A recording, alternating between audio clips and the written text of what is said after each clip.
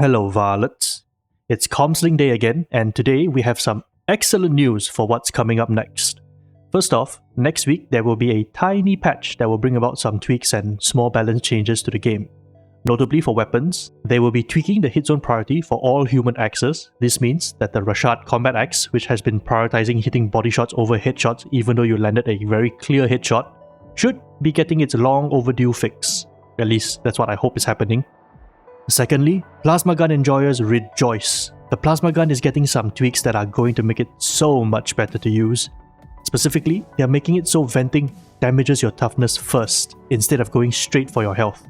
But it does 3 times the damage to toughness, so I think this amounts to about 15 toughness damage every time you cool, since health damage is about 5 I think. Crucially, they are also making it ignore hit zone multipliers for anything that isn't a monster. What this means in plain English is that the plasma gun will now be able to deal damage through bulwark shields, and body shots won't be blocked by hitting enemies in their limbs. So if you're ever shooting shooters who are firing at you and you hit them in the gun or the arms, it will now count as a direct body shot hit instead of getting its damage reduction applied. This change will really up the utility and the reliability of the gun, and I can't wait to play with the changes. Moving on to some enemy tweaks, Poxhounds and Poxbursters are getting looked at.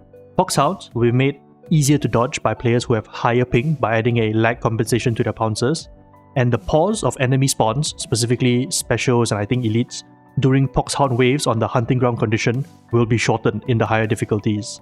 So prepare yourself for a lot more mayhem and be sure to bunker down properly.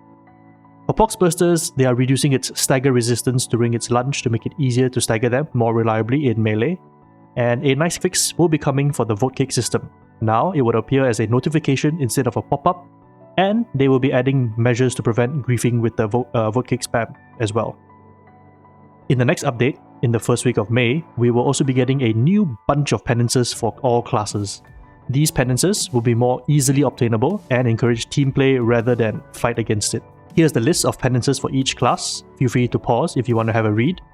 Keep in mind that these numbers might be tweaked before they are released. And of course, completing these penances will also reward you with new free cosmetics for each class.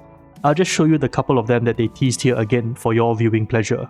But to be clear, there are more than 2 cosmetic sets coming, so don't go flaming at Catfish or Fat Shark about why there's only 2 cosmetics in the comms link.